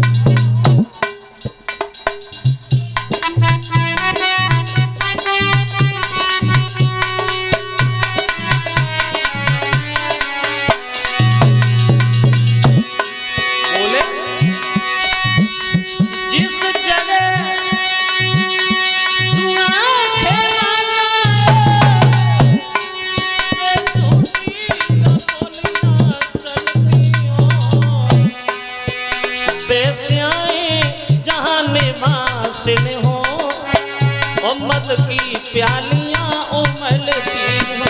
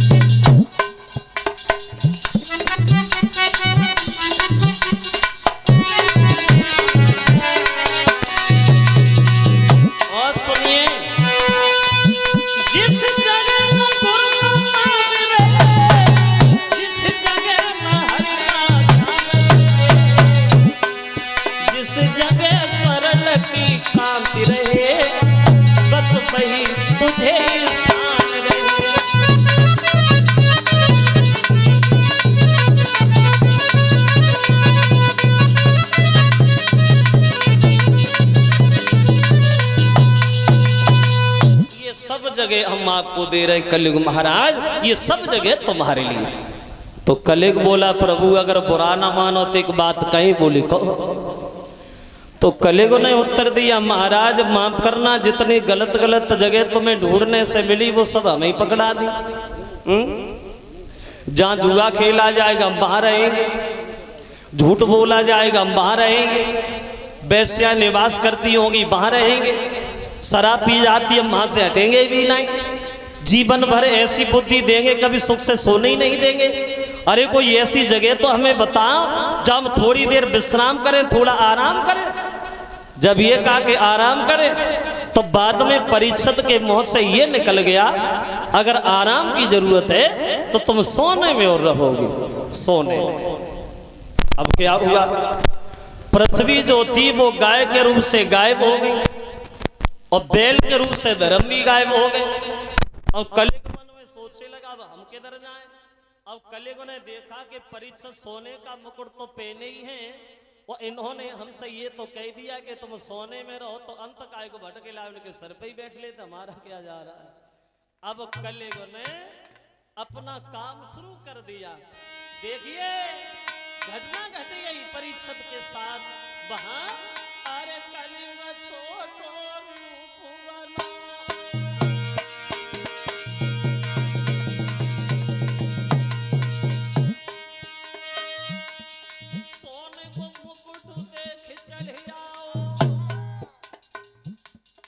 जब परीक्षित सर पे सवार हुआ वो कलयुग उनके मुकुट पे। अब परीक्षित धर्म की बातें तो भूल गए, नहीं घमंड हो गया घमंड। प्यास लगी तो आगे बढ़े पानी की तलाश करते हुए। देखो घटना घट गई परीक्षित के साथ वहां।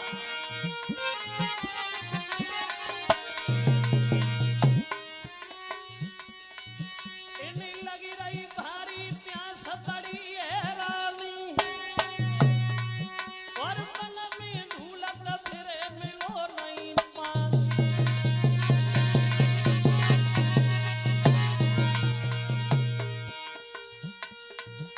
महाराज पहुंच गए और ऋषि लोग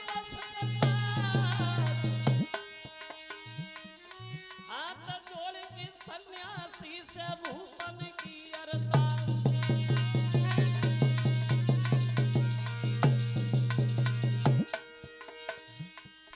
लेकिन लोग सरी हरि भजन में बैठे, लेकिन लोग सरी सीमा तना हरि के ध्यान में बैठे।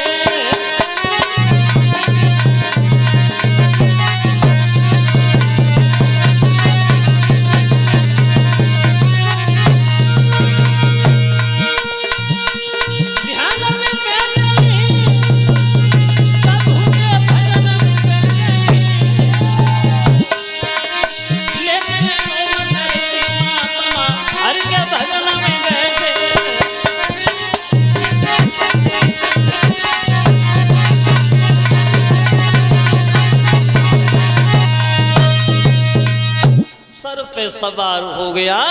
अब परीक्षित को प्यास लगी तो पानी की तलाश करते करते महात्मा लोमस ऋषि के आश्रम पे पहुंचे। और जब महात्मा जी के आश्रम पे पहुंचे परीक्षित, तो क्या देखा, महात्मा के बंद किए हुए बैठे हैं। तो परीक्षित ने ये तो नहीं सोच पाया कि महात्मा जी भजन कर रहे हैं, क्योंकि कल सर पे ही सवार है, सोचने की क्षमता नहीं है। उस महात्मा की तरफ देख करके परीक्षित के दिल में आया, लगता है इस महात्मा ने हमें देख के अपनी आंखें बंद की हैं। परीक्षित ने सोचा खड़े खड़े दरवाजे पर, लगता है इसने हमारा अपमान किया है, इसने हमें देख के आंखें बंद कर ली। तो दरवाजे पे खड़े होके बोले, के महात्मा जी, अरे कोई हम अंधे नहीं है, कोई कुरूप नहीं है, हर आदमी मेरा सम्मान करता है, क्योंकि हम सम्राट राजा, हम तुमसे कोई भी जान, अरे मान नहीं मेरो जानो, सन्यासी तूने करे डालो है अब हो।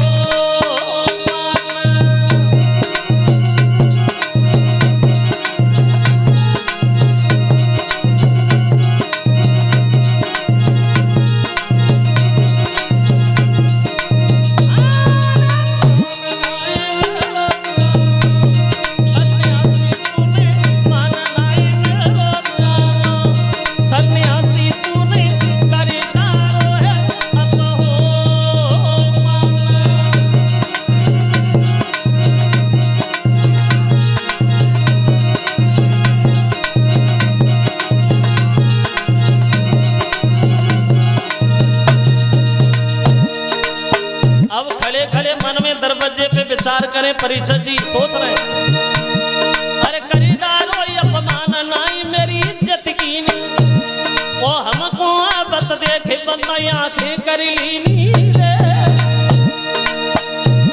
तुम पूरे पाखंडी और पाली बेटे ढोंगा बन रहे, कैसे संता करनी गोइया मान,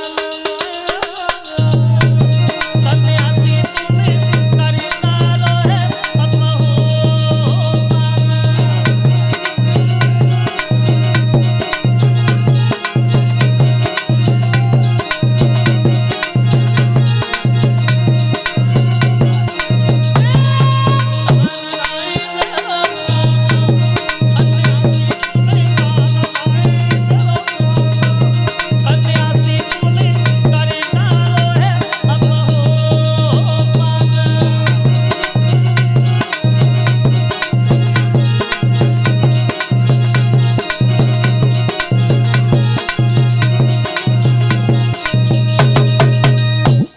अपमान किया महात्मा जी तुमने मेरा, तो हम सम्मान कैसे करें, हम भी तो अपमान करेंगे, हम कोई छोटे में राजा हैं, सम्राट राजा हैं हम, लेकिन तुमने हमारा तिरस्कार किया है। अब परीक्षित ने देखा कि भाई पास में एक मरा हुआ सर्प पड़ा है, उस मरे हुए सर्प को धनुष के बल से उठाया और महात्मा लोमस ऋषि की गर्दन में डाल दिया। तुमने हमारा अपमान किया, हमने तुम्हारा कर दिया, बराबर हो गए, चल दिए परीक्षित जी। देखिए धनुष के बल से सांप को ओलीनो झपटी उठाई,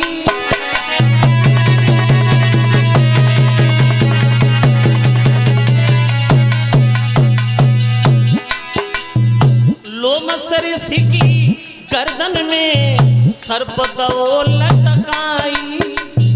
तुमने हमारा अपमान किया, हमने तुम्हारा कर दिया, इसमें कौन सी बड़ी बात है, हम दोनों बराबर हो गए। चले महाराज आगे देखिए,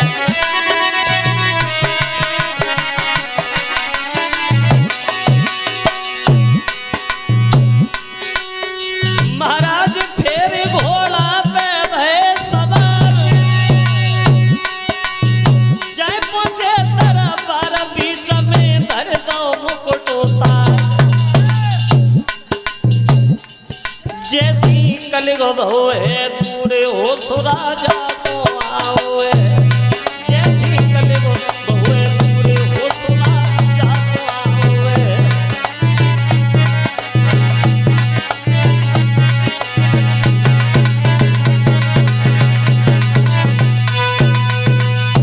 सर से मुकुट उतार के जब घर पे अलग रखा, तब वो कलयुग दूर हुआ। तो परीक्षित जी को होश आया तो बैठे के बैठे ही रह गए। मन में सोचने लगे, परमात्मा ये हम क्या करके चले आए, मैंने महात्मा का अपमान कर दिया, मैंने महात्मा की गर्दन में मरा हुआ सर्प डाल दिया, मुझे ऐसा नहीं करना चाहिए था, मुझसे पाप बन गया। अब परीक्षित बैठे बड़े बड़ा पछता रहे, लेकिन पछताने से मिला कुछ भी नहीं। क्यों? एक बात जरूर ध्यान रखना भक्तों, एक भूल आदमी को जीवन में रुलाने के लिए काफी हो जाती है। एक भूल से आदमी समाज में सर उठा के नहीं चल पाता, एक भूल से दुनिया का भला बुरा बन जाता। वो एक ही भूल में आकर के आदमी अपनी आत्महत्या तक कर लेता। और जो भूल पे भूल करे उसे तो कभी भगवान भी माफ नहीं करते हैं। क्योंकि कभी कहता है, जरा गौर करना, कोई ठोकर से गिर जाता है तो उसे कोई ना कोई उठाता है।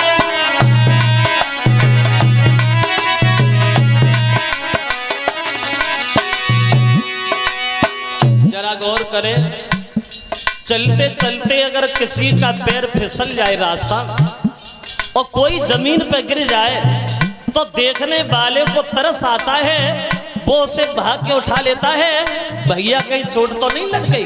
लेकिन कोई ठोकर से गिर जाता है उसे कोई ना कोई उठाता है, जो नजरों से गिर जाता है उसे कोई उठा नहीं पाता है।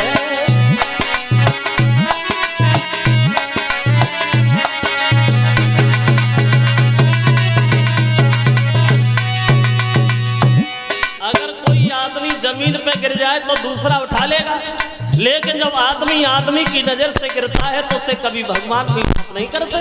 और सुनो, कपड़ा में दाग लग जाता है तो वो धोने से छूट जाता है, जब कुल में दाग लग जाता है उसे कोई छुटा नहीं पाता है।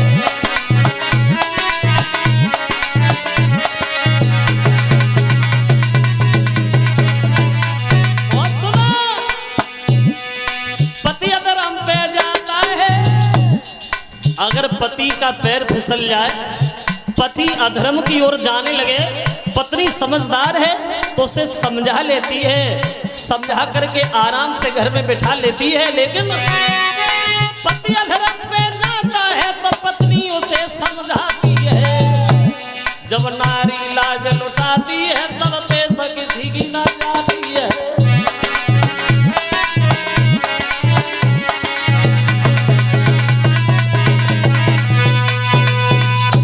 परीक्षा जी पछताए तो बहुत ज्यादा, लेकिन पछताने से कुछ मिला नहीं। क्यों नहीं मिला?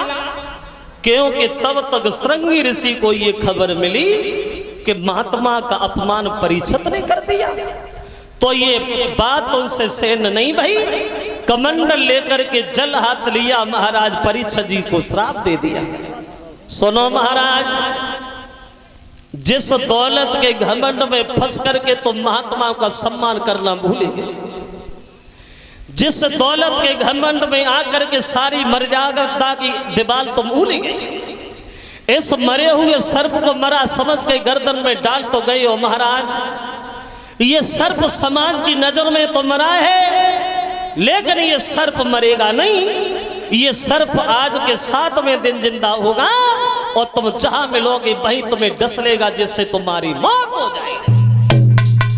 ये श्राप दे दिया, ये तक्षनाग तुम्हें खाएगा जिससे तुम मारे जाओगे।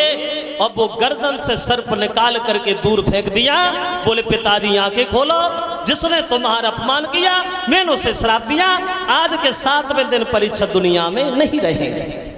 महात्मा लोमस ने सुना तो बोले बेटा तुझसे तो भूल हो गई, इसमें दोष परीक्षित का थोड़ी था। परीक्षित तो महात्मा जैसा राजा है, दोषी तो वो था जो उसके सर पे बैठा था। अब ये श्राप वापस तो नहीं होगा। पुत्र एक काम करो, तुम परीक्षित को खबर भेज दो, हो सकता है अपने बचने के लिए परीक्षित कोई ना कोई उपाय ढूंढ ले। देखिए अब किसी ने जाकर के परीक्षित जी को बता दिया कि महात्मा का श्राप लग गया, आज के 7वें दिन तुम मारे जाओगे, तुम्हारी मौत होगी। तो मौत का नाम सुन के परीक्षित को थोड़ी देर ये होश नहीं रहा कि हम बैठे कहाँ हैं, डरे गए। मौत का नाम सुन के डरे गए परीक्षित जी। और देखो वैसे मौत से तो सबको ही डर लगता है, मौत से तो सबको ही डर लगता है। अगर मरने से पहले किसी को ये पता चल जाए तुम फलानी तारीख को मर जाओगे, उस दिन मर जाओगे, तो ना रोटी अच्छी लगती ना नींद ही आती। मौत से सब डरते हैं, लेकिन ये मौत किसी से नहीं डरती। मौत से सब डरते हैं, लेकिन मौत किसी से नहीं डरती। भगवान ने 2 चीजें ऐसी बनाई हैं दुनिया में जो हर आदमी से बड़ा प्रेम करती हैं। 2 चीज कौन सी? एक मौत और एक बुढ़ापा। मौत और बुढ़ापा ये हर आदमी को बहुत मानते हैं। लोग इन्हें ठुकराते हैं, ये कभी ना आए, लेकिन आते हैं। आते तो छोड़ के जाते नहीं, अपने साथ ही ले जाते का चलो काय को घेरा लगाए बिना मतलब। मौत और बुढ़ापा। और बुढ़ापे से बचने के लिए आदमी क्या नहीं करता, सब कुछ करता। देखा कि थोड़े बाल सफेद भय भज गई डाई कराए आए, हम कहाँ बूढ़े हैं, हमें तैसे ही है। लेकिन मौत ने और बुढ़ापे ने पीछा नहीं छोड़ा। एक कवि ये कहता है, अरे का